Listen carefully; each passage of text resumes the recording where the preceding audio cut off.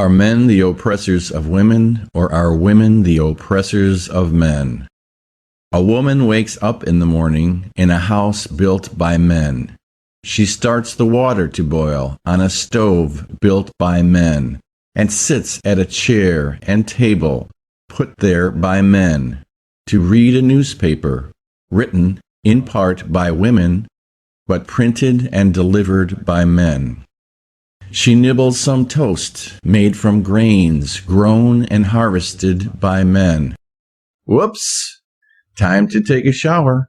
She turns a faucet handle installed by a man, and lo and behold, out comes hot water, delivered by a vastly complicated water system built and maintained by men.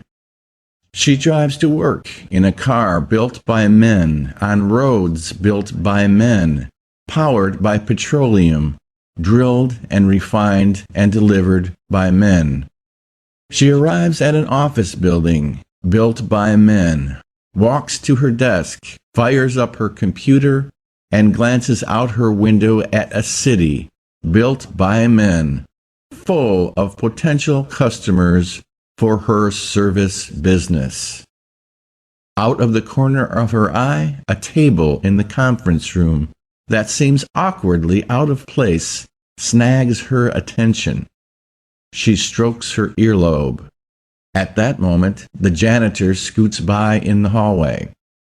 "Bob, oh Bob, could you please move that table further into the corner?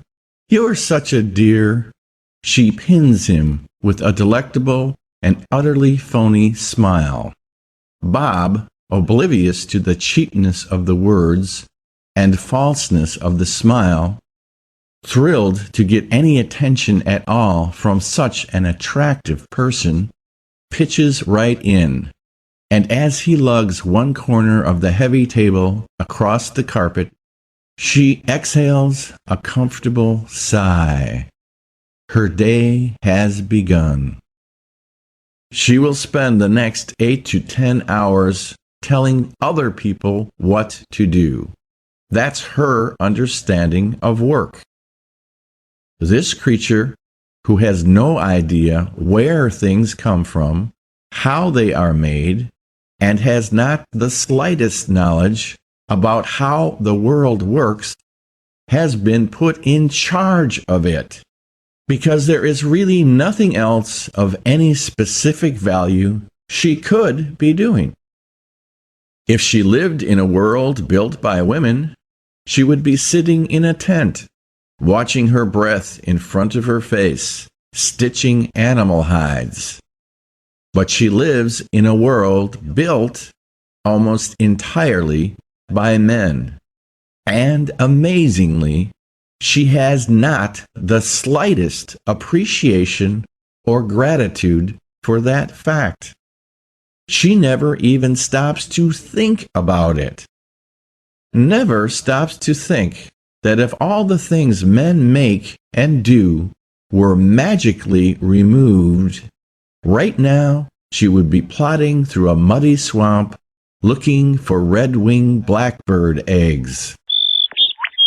She thinks the world is made out of proper grammar and attractive clothing and polite conversation and correct opinions, instead of rivets and concrete and copper and petroleum. From the day she picked up her first teaspoon, she has been learning how to manipulate the things men provide, as if they were put in front of her by God or Mother Nature. She has no idea what men actually do. Yet, according to her and the media she consumes, men are assholes. How long do you think this is gonna last? When I think of the men, the lumberjacks and truck drivers and paper mill workers and printers and delivery men, the men who have to get up early every morning and do very hard jobs so that Ellen Goodman and Maureen Dowd and other feminist blowhards can sit in their climate-controlled offices, shitting out editorials about what assholes men are, when I think of those women walking on the backs of all those men, I want to start bombing things. Let's bomb them all the way back to the unheated tent and the muddy swamp, and see what they complain about then. Maybe they'll start writing editorials about how women should start doing real work, not just office work.